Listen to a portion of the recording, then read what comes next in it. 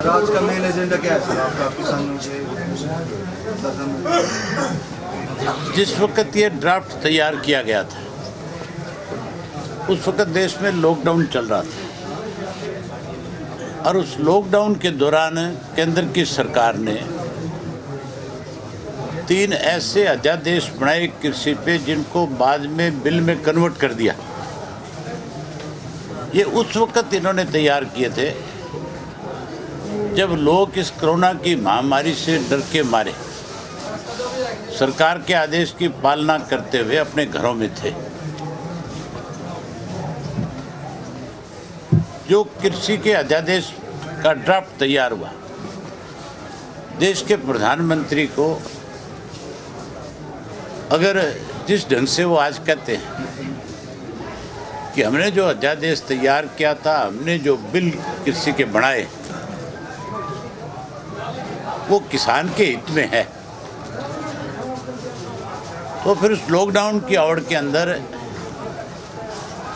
इस तरह के अध्यादेश तैयार करने की जरूरत नहीं थी। फिर तो देश के जितने अलग अलग किसान संगठन हैं,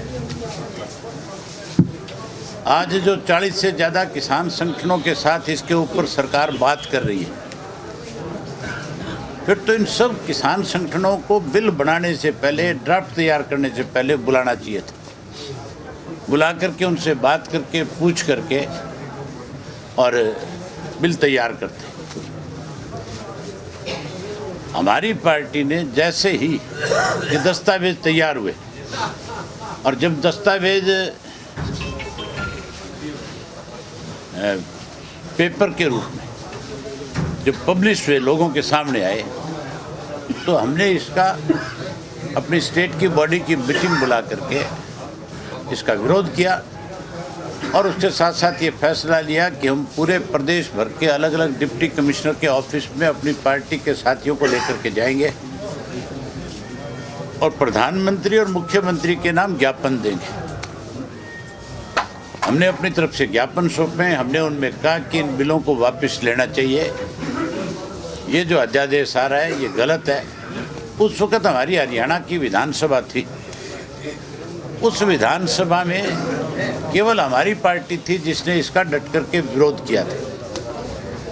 कांग्रेस तो वॉकआउट करके निकल गई थी और मैंने अकेले ने 1 घंटे से ज़्यादा इस इशू के ऊपर विधानसभा में चर्चा करी और डिमांड करी कि इनको वापस लिया जाए। वापस नहीं लोगे तो हम वॉकआउट करेंगे। आज देश का सारा किसान जो है ये बिल वापस हो, इसके लिए जहाँ दिल्ली के अलग अलग बॉर्डर पे बैठा है, वहीं उसके इलायदा अलग अलग स्टेट में अलग अलग जगह पॉइंट्स बना करके किसान आज इसका विरोध कर रहे हैं। और मुझे नहीं लगता कि जल्दी अगर सरकार ने इसके ऊपर कोई ठीक फैसला नहीं लिया तो ये भीड़ आज जो लाखों में है ये करोड़ों की संख्या में तब्दील हो जाएगी। सर अभी आपने कांग्रेस की बात, और जहाँ ये तब्दील हो जाएगी वहीं कल को इसके लिए सरकार स्वयं जिम्मेवार हो जाएगी। सरकार जानबूझ करके लिंगर ऑन कर रही है। सरकार ने 5 दफ़ा इन नेताओं को बुला करके बात करी है। 5 दफ़ा बात करने की बजाय पहली दफ़ा ही जब इन्होंने अपनी तरफ से ये कह दिया था कि हमें इन 3 बिलों को वापस लेने के पहली शर्त हमारी यही कि इनको वापस लें, इनको उसी वक्त इस पे विचार करना चाहिए था। आज भी देश का प्रधानमंत्री ये कहता है, देश का गृह मंत्री कहता है, देश का एग्रीकल्चर मिनिस्टर कहता है कि हम संशोधन कर देंगे। इसका मतलब वो ये स्वयं स्वीकार कर चुके हैं कि हमारे जो बिल हैं वो गलत हैं, वो किसान के फेवर के लिए हैं, वो कई किसान का नुकसान करने वाले हैं, वो किसान की ज़मीन छीनने वाले हैं। तब संशोधन की बात करते हैं। संशोधन हर उस चीज़ में किया जाता है जहाँ गलतियाँ की जाती हैं। तो अगर गलती कर रखी है तो फिर प्रधानमंत्री देश की जनता की जो डिमांड्स है उसको मानना चाहिए। और जो 80% अन्नदाता जो इस देश को अन्न पैदा करके देता है, उस अन्नदाता के साथ बजाय कोई ज़बरदस्ती उसके ऊपर कोई चीज़ थोपने की, अपनी गलती को स्वीकार करें, वापस लें, नए सिरे से किसान संगठनों से बातचीत करे, बातचीत करके कोई कैसे किसान की मदद हेल्प हो सकती है, स्वामीनाथन की रिपोर्ट को लागू करे, H2 का फार्मूला उसमें शामिल करे, उसके साथ साथ किसान को MSP की गारंटी दे, मंडियों की गारंटी दे, मंडियां जहां सीमित है उन मंडियों को देश में बढ़ाया जाए। जहां ये कहते हैं कि मंडी ख़त्म नहीं होगी, मैं आपके माध्यम से एक बात पूछना चाहता हूँ कि ये तो कहते हैं मंडी ख़त्म नहीं होगी और मंडी प्राइवेट हाथों में जाएगी नहीं। जो हमारी अनाज मंडियाँ हैं आज बनी हुई है, उनके अंदर जब हम अपनी फसल लेकर के जाते हैं तो आड़ती को 2% कमीशन मिलता है। अगर 2% कमीशन वाला व्यक्ति हमारा बीच में नहीं होगा तो फिर मंडी कैसे रहेगी? फिर मंडी में खरीदेगा कौन? मेरी मंडी में अगर दुकान है और मुझे आड़त किसान से नहीं मिल रही, मुझे गवर्नमेंट की तरफ से कोई इंसेंटिव नहीं मिल रहा, तो मैं उस दुकान का क्या करूँगा? कोई सिर थोड़ा ही फोड़ूंगा उस दुकान से। तो आड़ती का होना बहुत ज़रूरी है। आड़ती है तो किसान का जीवन भी बचा हुआ है। अगर आड़ती नहीं होगा, अगर ये 2% कमीशन ख़त्म हो जाएगा तो फिर मान करके चलो किसान के ऊपर सबसे बड़ी मार पड़ेगी। वो व्यापारी तो कहीं भी अपना दूसरा व्यापार करके अपना पेट भर लेगा, लेकिन आड़ती कैसे, ये किसान कैसे बचेगा? इसलिए सरकार को तुरंत इसके ऊपर विचार करना चाहिए। इसको लिंगर और करने की बजाय 29 तारीख को जो डेट इन्होंने दे रखी है दोबारा से, उसके ऊपर किसान की बात को मान लेना चाहिए।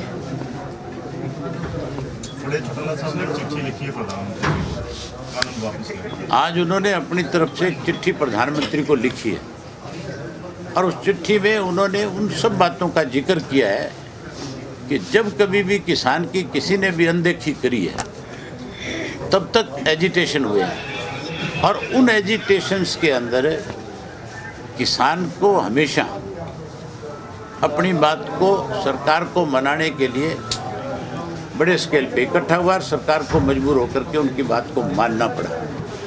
चाहे वो 1907 का एजिटेशन था, उस वक्त भी एक इसी तरह के 3 बिल अंग्रेज लेकर के आए थे और उन अंग्रेज़ों से जब ये कहा गया था कि ये जो कानून तुम बना रहे हो ये गलत है, तो फिर उन्होंने इनकार कर दिया था किसान की बात को सुनने से। सरदार अजीत सिंह जो भगत सिंह के जो चाचा थे, उन्होंने उस आंदोलन की अगवानी करी थी। उन्होंने उस आंदोलन का जो नारा था, उस नारा था कि पगड़ी संभाल वे जट्टा, और उस नारे से पंजाब का किसान, उस वक़्त का जो यूनाइटेड पंजाब, जो आगरा तक का इलाका था, जिसमें आपका पश्चिमी बंगाल, पश्चिमी उत्तर प्रदेश आता था, जिसमें लाहौर तक का एरिया आता था, दिल्ली का सारा इलाका उसके अंदर था, तो वो किसान इकट्ठा हुआ था और इकट्ठा होकर के उन्होंने जब इस एजिटेशन को चलाया तो अंग्रेज़ को भी उनकी बात को स्वीकार करना पड़ा था। आज तो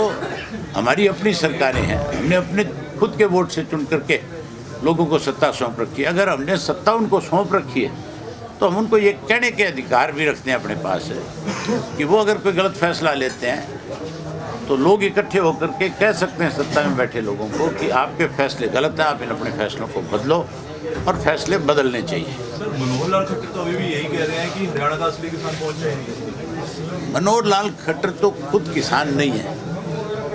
मनोहर लाल खट्टर ने सारी उम्र कपड़े की दुकान के ऊपर बैठ करके कपड़ा बेचने का काम किया। ये मनोहर लाल खट्टर ने खुद ने स्वीकार किया। मनोहर लाल खट्टर अगर किसान के घर में पैदा हुआ होता है तो आज इस तरह की बात कहने की बजाय आज किसान की पैरवी करता, और जहां हरियाणा सबसे बड़ा किसान का हब है उसके साथ खड़ा होकर के उससे न्याय करवाता। लेकिन हरियाणा की सरकार ने जो पानी के वाटर कैनन चलवाए सबसे ज़्यादा इन्हीं किसानों, उसका खामियाजा भुगत रहे हैं कि नहीं? आज कहीं उनका एक मिनिस्टर, एक MLA, मुख्यमंत्री स्वयं और मुख्यमंत्री का कोई सहयोगी अपना कार्यक्रम तय करके किसी गांव में या किसी शहर और कस्बे में इंटर नहीं कर सकता। अगर इंटर करता है सर आपने भी तो हजारों पुलिस के लोग उसके साथ शामिल होते हैं और वह हजारों पुलिस के लोगों की प्रोटेक्शन में ही अपने चंद लोगों के बीच में जाके अपनी बात कह के घर चले जाते हैं। प्रजातंत्र में सर आपने कहा ये सब चीज़ें नहीं हो सकती। की बात चल रही है, SYL की बात चल रही है। लंबे जद्दोजहद के बाद भी हरियाणा में SYL का पानी नहीं पहुंच पाया, क्या करेंगे? इसके लिए सबसे बड़ा जिम्मेवार कोई है तो देश का प्रधानमंत्री है, प्रदेश का हमारे का मुख्यमंत्री है। 2016 को 10 नवंबर को फैसला हमारे हक में आ गया था और उसके बाद हमारी जो मीटिंग हुई थी उसमें फैसला हुआ था कि प्रधानमंत्री से मिलेंगे, राष्ट्रपति से मिलेंगे। हम राष्ट्रपति से मिले, प्रधानमंत्री से तो आज तक टाइम नहीं ले पाए खट्टर साहब तक। आज नाटक करते हैं, उपवास करते हैं, उपवास नहीं कर रहे, ये तो बकवास कर रहे हैं। 1 मिनट, आप अकेले आदमी थोड़ी हो यहाँ, और बहुत लोग बैठे हैं। आज उपवास नहीं, ये तो बकवास कर रहे हैं। ये लोगों के अंदर कोई गलतफहमी पैदा करना चाहते थे। अगर मनोहर लाल खट्टर किसान का हितैषी होता तो 350 करोड़ रुपए खर्च करके दादूपुर नलवी नहर बनाई गई थी, जिससे 3 डिस्ट्रिक्टों को पूर्ण रूप से इरिगेशन के लिए नहर का पानी मिलना था। जो हमारा कुरुक्षेत्र है, अम्बाड़ा है, यमुनानगर है, इस नहर को उसने बंद कर दिया। उस नहर का मुआवजा किसान को देने की बजाय, किसान को पानी देने की बजाय कैसे किसान भूखा और प्यासा मरे, इसके लिए इस खट्टर ने तो उस नहर को भी बंद कर दिया था। आज SYL की बात करता है। खट्टर जो है केवल कैसे किसान कमज़ोर हो, इसके लिए पिछले 6 साल से योजनाएं बना रहा है। हरियाणा के डिप्टी सीएम दुष्यंत चौटाला ने पेशकश की है कि किसानों और सरकार के बीच में जो गतिरोध है वो मध्यस्थ बनना चाहते हैं। लोगों के बीच में जाए ना, अखबार में स्टेटमेंट क्यों दे? लोगों में जाओ, लोगों से पूछो, लोगों के मध्यस्थता करो। किसान नेताओं ने तो उनकी बात को ठुकरा दिया, लेकिन सर आप उन्होंने तो साफ कह दिया। लोग बोल रहे हैं कि विश्वासघात किया, आपके परिवार से हैं, लेकिन उन्होंने आज मेरा परिवार हरियाणा प्रदेश है, देश का किसान है। मेरे घर में कोई निकम्मा पैदा हो जाए तो इसका मतलब ये थोड़ा ही है कि मैं उसको उसकी गलतियों का सारा दिन सफाई देने का काम करूँ। तेरे घर में भी तेरे जैसे पैदा हो सकते हैं 2-4 गलती।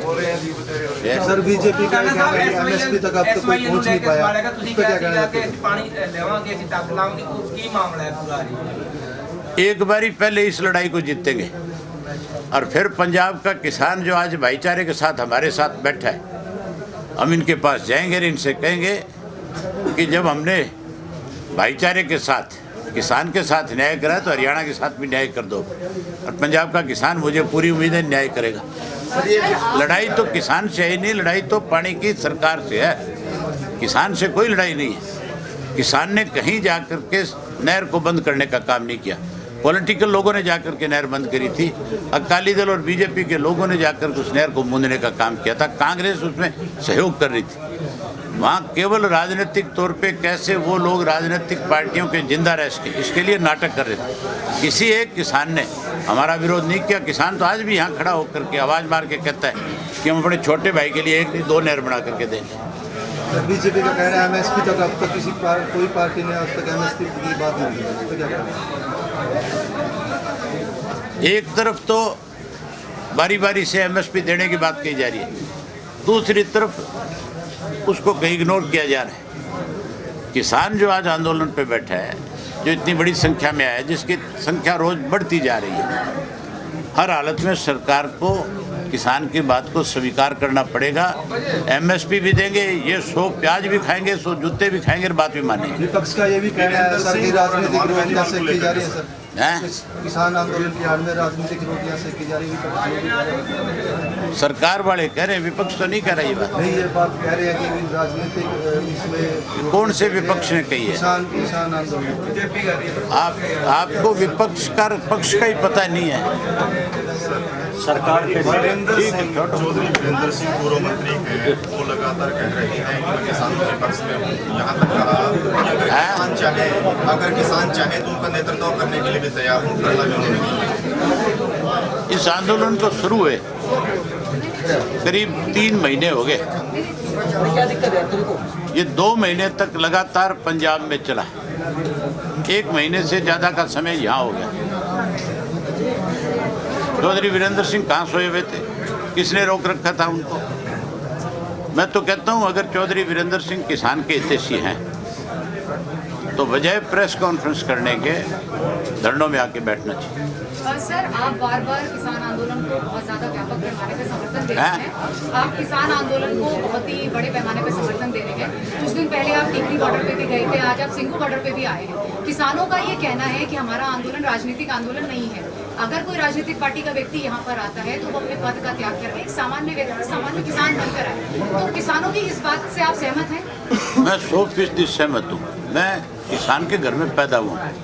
मैं तो आज भी अपनी फसल की बिजाई और कटाई अपने हाथ से करता हूँ। आपने देखा नहीं होगा, लॉकडाउन के दौरान मैंने अपने खेत की जो फसल थी, जो गेहूँ थी, वो खुद 75 एकड़ की गेहूँ कंबाइन पे चढ़ करके निकालने का काम किया था। मैंने पहले दिन ये बात कही थी कि मैं किसी राजनीतिक दल का सदस्य होने के नाते आज आपके बीच में नहीं आया। मैंने चौधरी देवीलाल के घर में जन्म लिया है। चौधरी देवीलाल ने सदा किसान के लिए लड़ाई लड़ी है।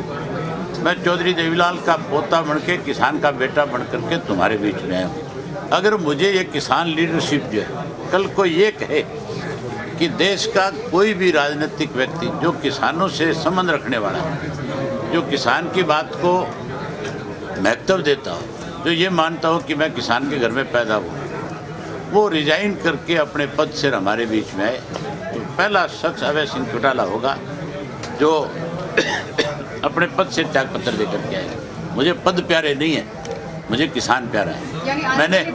मैंने बहुत बार, मैं उस घर में पैदा हूँ जिसने प्रधानमंत्री के पद को भी ठुकराया, मुख्यमंत्री के पद को भी ठुकराया। जो अगर किसी लालच के साथ राजनीति करता तो इस देश का प्रधानमंत्री कभी कहा जाता है। यानी आने वाले दिनों में अभय सिंह चौटाला, इनेलो के शीर्ष नेता, हमें किसान आंदोलन में बतौर किसान एक आम आदमी के रूप में देखने को मिल सकता है। आज भी बतौर किसान ही आया हूँ, आज भी एमएलए के नाते नहीं आया हूँ, आज भी किसी पार्टी का पदाधिकारी होने के नाते नहीं आया।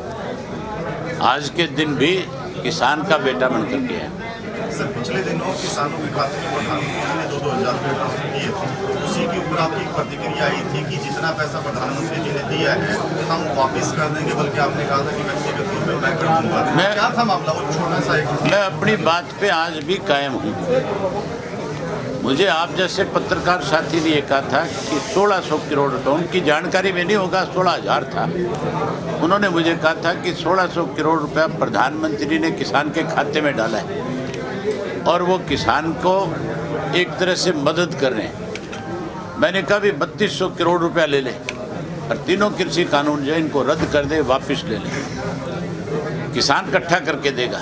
अगर दिक्कत आएगी तो मैं अकेला अपने घर से अपना सब कुछ बेच करके 3200 करोड़ रुपया प्रधानमंत्री के खाते में जमा करा दूंगा, वो कानून वापस ले।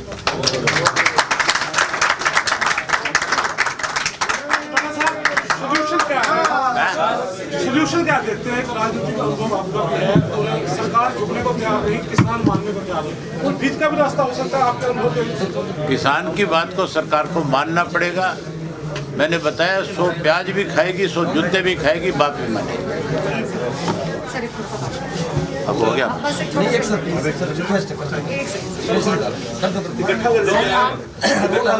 सर, आप आंदोलन में आज समर्थन देने के लिए आए हैं किसानों को, क्या कहेंगे?